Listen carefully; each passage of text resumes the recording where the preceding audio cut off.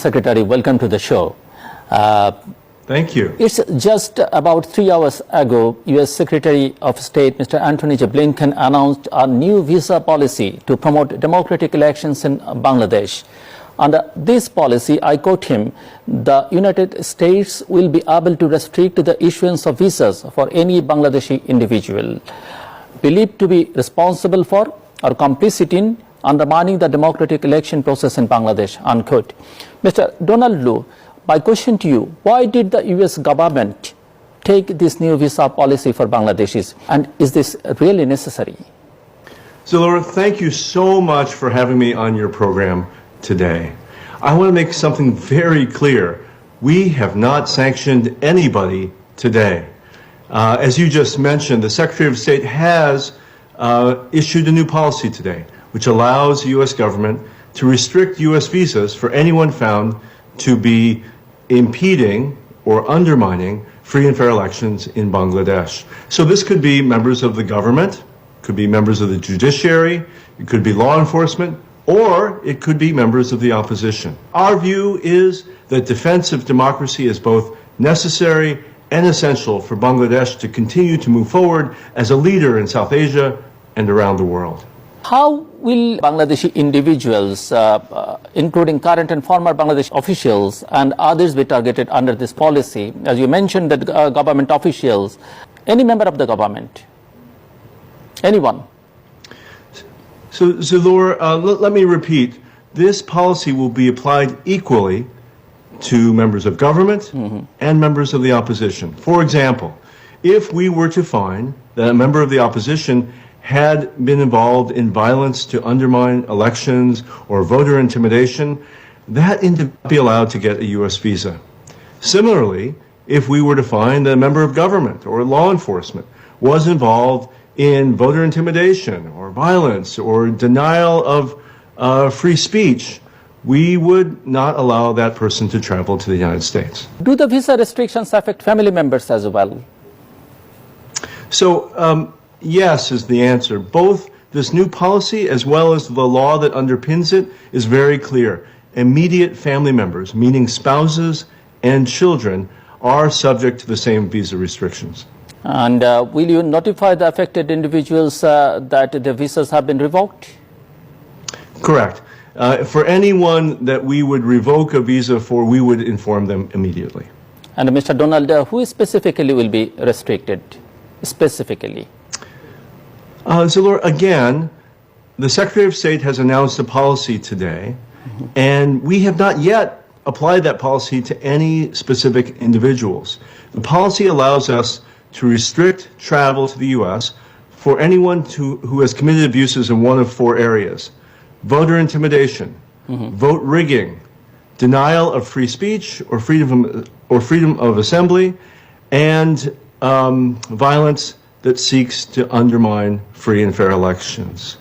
I want to give you my promise that this policy will be carried out in a way which is fair and constructive. It will be carried out equally towards opposition and towards the government.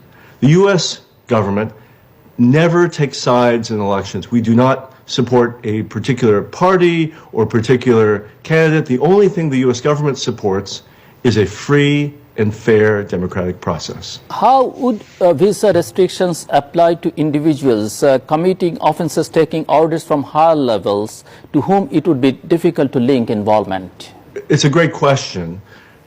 These restrictions would apply both to those giving orders and those taking orders. For those who are taking orders and who carry out acts of violence or voter intimidation or vote rigging, they would be ineligible for a U.S. visa. At the same time, those who are giving orders, those individuals would not be allowed to travel to the United States either. Is this announcement in retaliation for the government of Bangladesh's decision of May 14 to curtail Ambassador Peter Haas' security detail? So, Laura, it is absolutely not. I personally was involved with providing advance notice about this new policy to the government of Bangladesh on May 3rd. So there's no way our decision and our announcement on May 3rd could be retaliation for a decision taken by government later on May 14. The U.S. government has not, and we will not take decisions based on retaliation. How far back does this policy apply? Zalor, this is a forward-looking policy, meaning that our hope is that this policy will help to prevent violence and promote a free and fair election in this coming year in Bangladesh. We take very seriously that responsibility, and we don't plan to look backwards. The United States considers itself a friend of Bangladesh.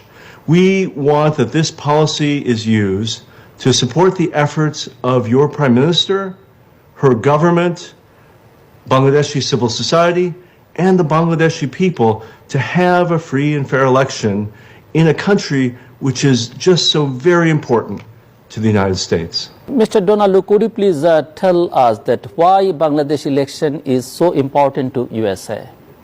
So, Laura, I have had the opportunity now to visit several times to Bangladesh. It is a country that's very special to us.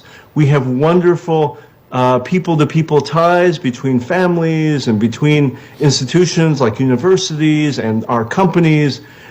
For us, the promotion of democracy around the world is a central tenet of the Biden-Harris administration. And we believe that Bangladesh is a true democracy that deserves to have free and fair elections. Thank you. Would you like to add anything else? Zalor, I know this policy will create questions.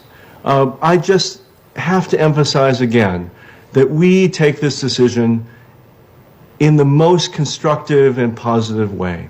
We want this to contribute to the dialogue in Bangladesh and efforts by everyone, government, opposition, civil society, to create the environment for a free and fair election in the year ahead. These could be difficult times for Bangladesh, or it could be that this election ushers in a really joyous age in which Bangladesh can celebrate all of its accomplishments, both economic but also political accomplishments